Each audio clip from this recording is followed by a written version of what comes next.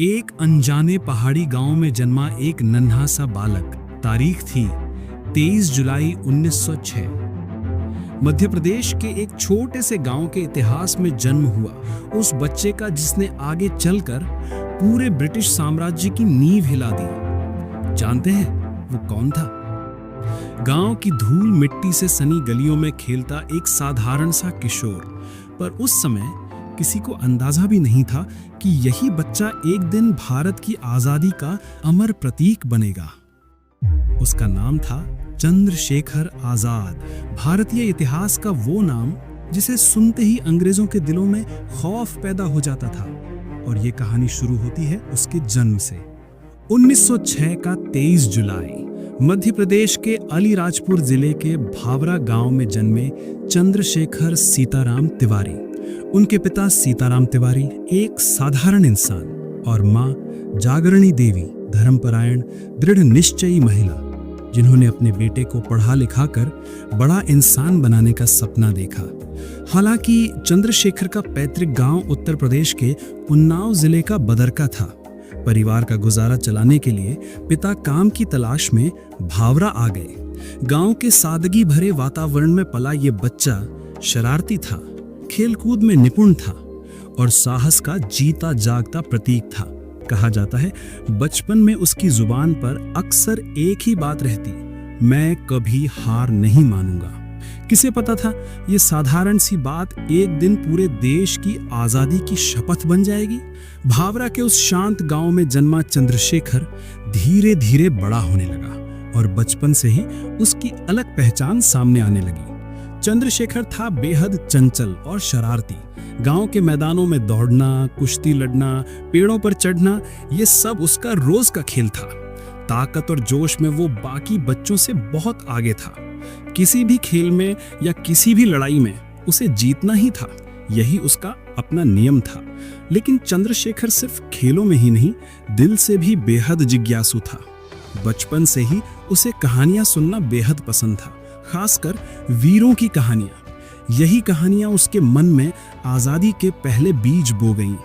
और एक बात चंद्रशेखर के बारे में अक्सर कही जाती है, किसी भी काम में जब वो हारता तो गुस्से में चिल्लाकर कहता, मैं कभी पराजित नहीं होऊंगा।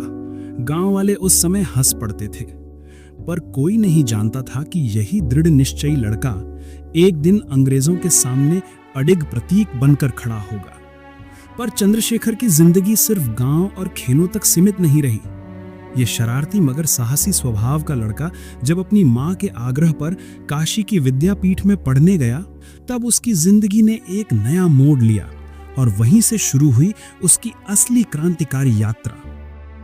बचपन की शरारतें, खेलकूद और साहस, इन सब को मां के जज्बे ने शिक्षा के रास्ते पर मोड़ दिया और यहीं से शुरू हुआ चंद्रशेखर के जीवन का एक नया अध्याय। चंद्रशेखर को पढ़ाई के लिए भेजा गया काशी के विद्यापीठ में। काशी उस समय केवल शिक्षा का केंद्र ही नहीं था, बल्कि राजनीतिक चेतना का गढ़ था। देशभक्ति की लहर भारत के कोने कोने तक पहुंच रही थी और ये लहर चंद्रशेखर के दिल तक भी पहुंच गई। सिर्फ 15 साल की उम्र में उसने महात्मा गांधी के नेतृत्व में चल रहे असहयोग आंदोलन में कदम रख दिया। ये स्कूल का साधारण सा लड़का अंग्रेजों के खिलाफ नारे लगाने लगा, जुलूस में चलने लगा और आजादी के गीत गाने लगा। एक दिन बनारस में आंदोलन के दौरान पुलिस ने उसे गिरफ्तार कर लिया। अदालत में जब जज ने उसका नाम पूछा तो वो नन्हा चंद्रशेखर सीना तान कर बोला, मेरा नाम आजाद है। पिता का नाम पूछा तो बोला, स्वतंत्रता। और जब पूछा कि घर कहां है तो उसका जवाब था, जेल खाना। जज की आंखें गुस्से से लाल हो गई और उसी दिन उसे सजा के तौर पर 15 कोड़े मारने का आदेश दिया गया। लेकिन हर एक कोड़े की चोट के बाद भी उसकी जुबान पर सिर्फ एक ही शब्द गूंजता रहा, भारत माता की जय। उस घटना के बाद लोगों ने उसे बुलाना शुरू किया आजाद, और यही नाम उसकी जिंदगी की पहचान बन गया। पर यह छोटी सी गिरफ्तारी उसके कदमों को रोक नहीं सकी, बल्कि यहीं से शुरू हुई एक लंबी और रोमांचक क्रांतिकारी यात्रा। काशी की अदालत में कोड़ों की वो सजा सिर्फ एक लड़के को आजाद नहीं बना गई, बल्कि जन्म दिया एक क्रांतिकारी को। लेकिन आजादी के रास्ते पर यह सफर शुरू से ही मुश्किलों से भरा था। चंद्रशेखर आजाद की गिरफ्तारी की खबर जैसे ही गांव में फैली, पूरा परिवार चिंता में डूब गया। मां जागरणी देवी अपने बेटे को बचाना चाहती थी, लेकिन इस घटना ने चंद्रशेखर के दिल में आजादी के लिए लड़ने का अटूट संकल्प जगा दिया। उस समय आजादी की लड़ाई के नेता महात्मा गांधी अहिंसा के रास्ते पर चलने की अपील कर रहे थे, लेकिन चंद्रशेखर की आंखों के सामने हो रहे अत्याचार उसे चैन से बैठने नहीं देते थे। उसे समझ आ गया कि आजादी लाने के लिए सिर्फ नारेबाजी और जुलूस काफी नहीं, चाहिए साहस, योजना और सशस्त्र संघर्ष। पुलिस की नजरों से बचने के लिए उसे अपना गांव छोड़ना पड़ा। वो अलग अलग गुप्त ठिकानों पर रहने लगा। क्रांतिकारी नेताओं के साथ गुप्त बैठकें, हथियार जुटाने की योजनाएं, ये सब उसकी जिंदगी का हिस्सा बन गया। एक दिन उसने अपने साथी से कहा, हमारा मकसद सिर्फ आजादी पाना नहीं है, बल्कि ऐसा भारत बनाना है जहां डर नाम की कोई चीज ना हो। और यही सोच, यही दृढ़ संकल्प उसे बना गया सिर्फ चंद्रशेखर नहीं, बल्कि आजाद, एक क्रांति का प्रतीक। धीरे धीरे चंद्रशेखर आजाद ने देश के युवा क्रांतिकारियों को संगठित करना शुरू किया, और तभी उसके जीवन में प्रवेश हुआ एक गुप्त संगठन का, जो ब्रिटिश हुकूमत की नींव हिला देगा, हिंदुस्तान रिपब्लिकन एसोसिएशन। अब कहानी का अगला अध्याय है कैसे चंद्रशेखर आजाद इस संगठन से जुड़े और इसे एक नई ऊंचाई पर पहुंचा दिया। गुप्त रूप से घूमना, पुलिस की आंखों में धूल झोंक कर योजनाएं बनाना। चंद्रशेखर आजाद को समझ आ गया था कि अकेले की लड़ाई काफी नहीं है, जरूरत है एक मजबूत संगठन की। और इस खोज में उसके जीवन में आया हिंदुस्तान रिपब्लिकन एसोसिएशन। साल था 1924। भारत का स्वतंत्रता संग्राम अब एक नए रूप में ढलने लगा था। एक समूह था जवान क्रांतिकारियों का, जो एक ही मकसद से जुड़े हुए थे, अंग्रेजों के मजबूत किलों की नींव हिला देना। इस संगठन का नाम था HRA, हिंदुस्तान रिपब्लिकन एसोसिएशन। इसके संस्थापक राम प्रसाद बिस्मिल और उनके साथियों ने सशस्त्र क्रांति के जरिए भारत को आजाद करने का संकल्प लिया था, और चंद्रशेखर आजाद इस संगठन से जुड़कर अपने जीवन के सबसे महत्वपूर्ण अध्याय में प्रवेश कर गए। आजाद की जिम्मेदारियां थीं नए सदस्यों को प्रशिक्षण देना, गुप्त ठिकाने बनाना और हथियार इकट्ठे करना। अपनी बहादुरी, ताकत और तेज दिमाग के बल पर वो जल्द ही संगठन के सबसे बड़े नेताओं में शामिल हो गए। HRA की बैठकें होती थीं गुप्त ठिकानों पर, रात के अंधेरे में, किसी सुनसान घर में या नदी के किनारे। ऐसी ही एक बैठक में आजाद खड़े होकर बोले थे, हमारा मकसद सिर्फ आजादी पाना नहीं, बल्कि ऐसा भारत बनाना है जहां डर नाम की कोई चीज न हो। और यही सोच, यही दृढ़ संकल्प उसे बना गया सिर्फ चंद्रशेखर नहीं, बल्कि आजाद, एक क्रांति का प्रतीक। इन सभी योजनाओं में आजाद केवल एक साथी नहीं, बल्कि एक नेता बन गए। उन्होंने प्रतिज्ञा की थी, मैं कभी अंग्रेजों के हाथों जिंदा नहीं पकड़ा जाऊंगा, और यही प्रतिज्ञा उन्हें इतिहास में अमर कर गई। HRA से जुड़ने के बाद आजाद की जिंदगी में शुरू हुआ एक रोमांचक और खतरनाक सफर। संगठन ने अपने मकसद को पूरा करने के लिए चुना एक ऐसा दुस्साहसिक कदम जिसने पूरे भारत को हिला दिया, काकोरी ट्रेन डकैती। HRA के क्रांतिकारियों ने समझ लिया था कि सिर्फ नारे लगाने से आजादी नहीं मिलेगी। ब्रिटिशों की आर्थिक ताकत को कमजोर किए बिना क्रांति का रास्ता आगे नहीं बढ़ सकता, और इसी सोच से जन्म लिया एक साहसिक योजना ने, काकोरी ट्रेन डकैती। 9 अगस्त 1925, उत्तर प्रदेश का काकोरी स्टेशन। उस दिन की ट्रेन थी सरकारी खजाना ढोने वाली, ब्रिटिश हुकूमत के राजस्व की रीढ़। HRA का मकसद साफ था, उस खजाने को हथियाकर क्रांति की आग को और तेज करना। इस योजना के मास्टरमाइंड थे राम प्रसाद बिस्मिल, उनके साथ थे चंद्रशेखर आजाद, अशफाकुल्ला खान, राजेंद्र लाहिड़ी और कई अन्य क्रांतिकारी। आजाद के हाथों में थी पूरे ऑपरेशन की सुरक्षा, क्योंकि वो थे सबसे निपुण निशानेबाज। शाम का वक्त, ट्रेन जब काकोरी स्टेशन के पास पहुंची, क्रांतिकारियों ने ट्रेन रोक दी। हाथों में रिवॉल्वर, आवाज में आग। सभी यात्री नीचे उतर जाएं और सरकारी खजाने का बॉक्स ट्रेन से उतार लिया गया। उस बक्से में था लाखों का ब्रिटिश धन। पूरा ऑपरेशन सिर्फ 10 मिनट में खत्म हो गया। एक भी गोली निर्दोष यात्री को नहीं लगी। यही था आजाद का कमाल, उनकी सटीक योजना का सबूत। इस डकैती ने ब्रिटिश साम्राज्य की नींव हिला दी।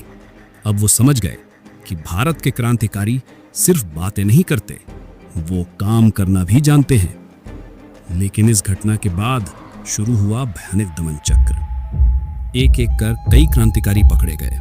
रामप्रसाद बिस्मिल, अशफाक उल्लाह खान, राजेंद्र लहड़ी, सभी को फांसी के फंदे तक पहुंचा दिया गया। पर एक नाम कभी पुलिस के हाथ नहीं लगा, चंद्रशेखर आजाद। आजाद ने कहा था, हमारा ये कदम सिर्फ पैसा लूटने का नहीं है, ये ब्रिटिश साम्राज्य के दिल पर वार है। काकोरी डकैती सिर्फ एक घटना नहीं थी, ये भारतीय स्वतंत्रता संग्राम का एक मोड़ था। और इस मोड़ के बाद शुरू हुआ आजाद की जिंदगी का सबसे खतरनाक अध्याय।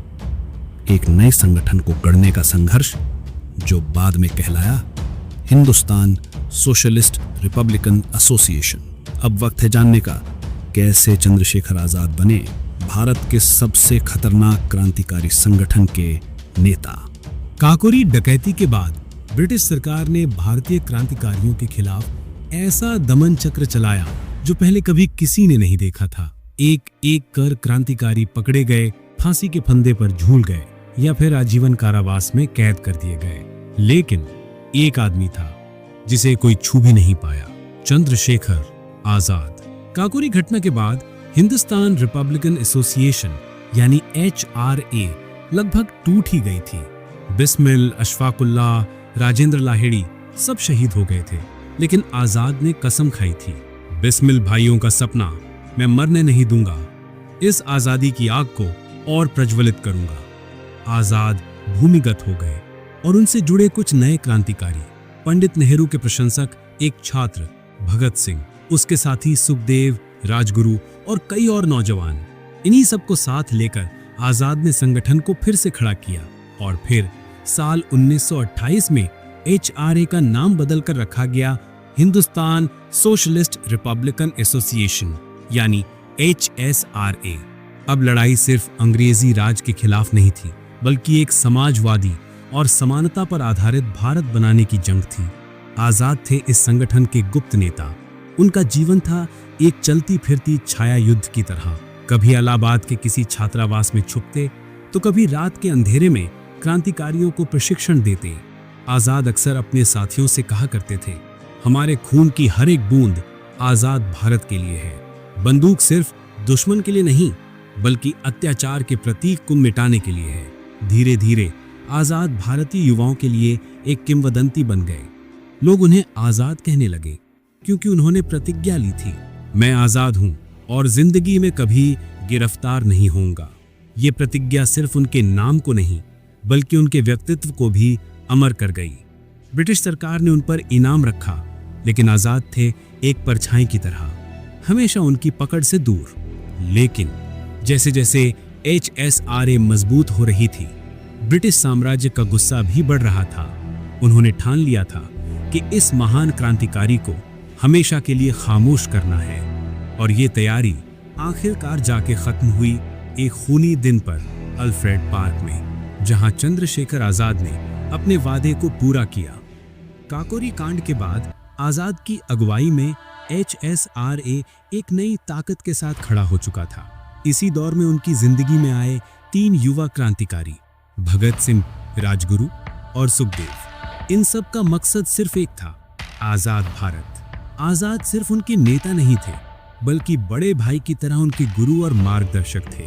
भगत सिंह एक सोचने विचारने वाले क्रांतिकारी थे। वो सिर्फ बम और बंदूक में यकीन नहीं रखते थे, बल्कि विचारों की ताकत पर भरोसा रखते थे। आजाद ने उनसे एक बार कहा था, सिर्फ दुश्मन को मारने से कुछ नहीं होगा, जनता के दिलों में जागरूकता जगानी होगी। भगत सिंह भी आजाद को बेहद सम्मान देते थे। ब्रिटिश सरकार की नजर में आजाद द मोस्ट वांटेड क्रांतिकारी थे और भगत सिंह उनके सबसे होनहार शिष्यों में से एक। दोनों ने मिलकर HSRA को और भी मजबूत बना दिया था। राजगुरु वो थे एक निडर निशानेबाज। आजाद अक्सर उन्हें गुप्त ठिकानों पर हथियार चलाने की ट्रेनिंग देते। सुखदेव संगठन करता थे। वो शहर शहर घूमकर क्रांतिकारियों का नेटवर्क तैयार करते, एक मजबूत जाल बुनते।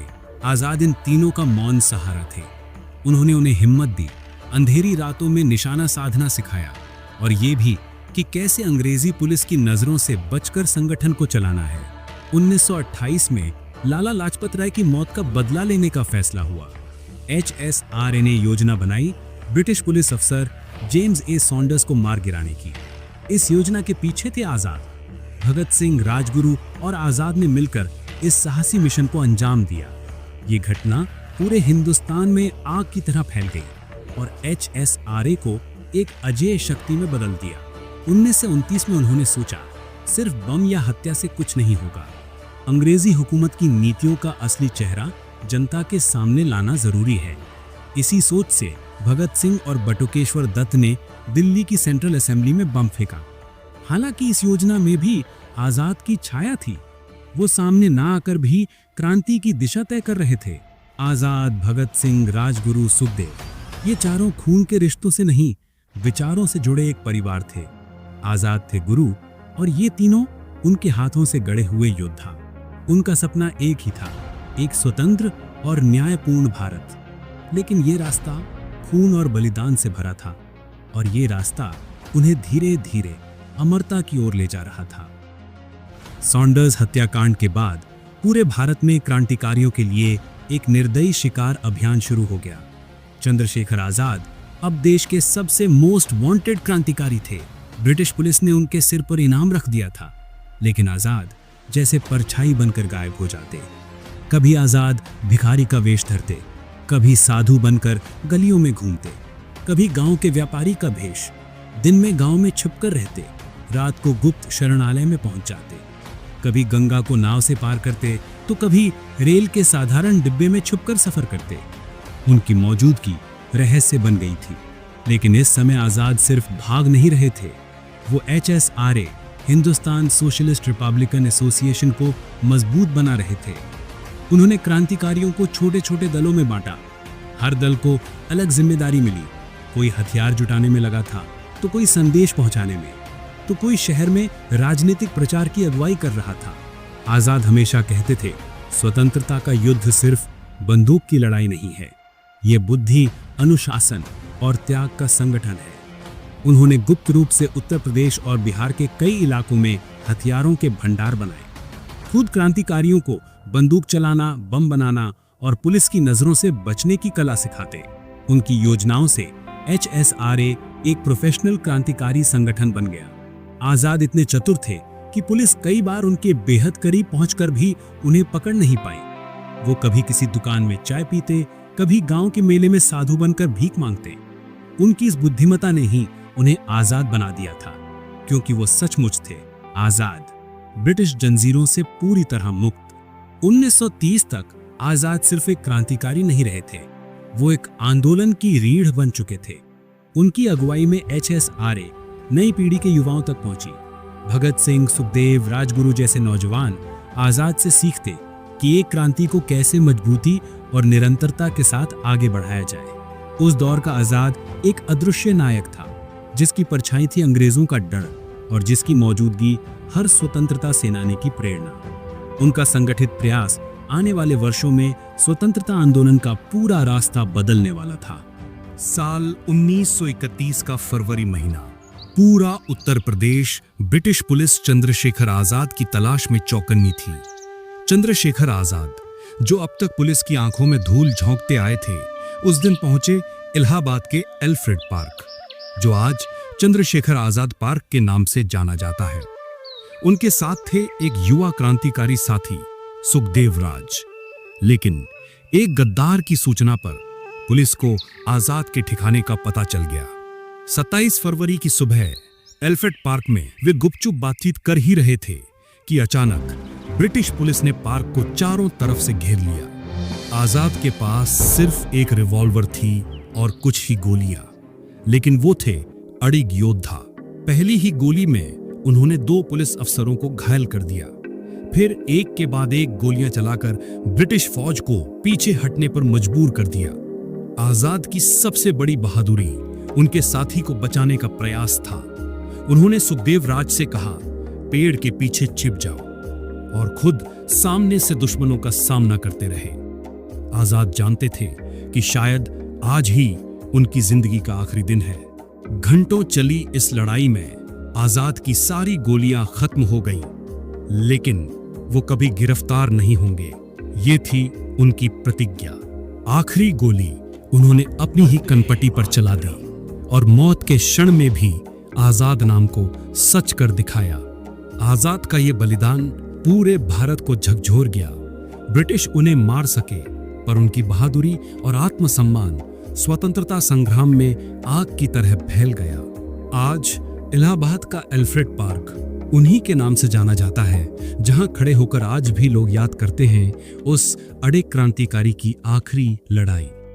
चंद्रशेखर आजाद वो सिर्फ एक योद्धा नहीं थे, बल्कि ऐसे दूरदर्शी क्रांतिकारी थे जिनके हर शब्द ने आजादी के लिए लड़ने वाले नौजवानों के दिलों में अग्नि जलाई। उनके नाम के साथ हमेशा जुड़ी रही एक अटल घोषणा, मैं आजाद हूं और हमेशा आजाद रहूंगा। ये उनका प्रण था कि किसी भी कीमत पर वो कभी अंग्रेजों के हाथों कैद नहीं होंगे, और आखिरी पल में अपने ही माथे पर गोली चलाकर उन्होंने इस प्रतिज्ञा की लाज रखी।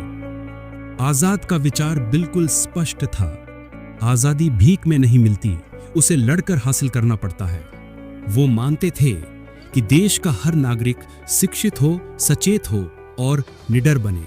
आजाद कभी व्यक्तिगत धन दौलत या शक्ति के लिए आंदोलन में नहीं आए।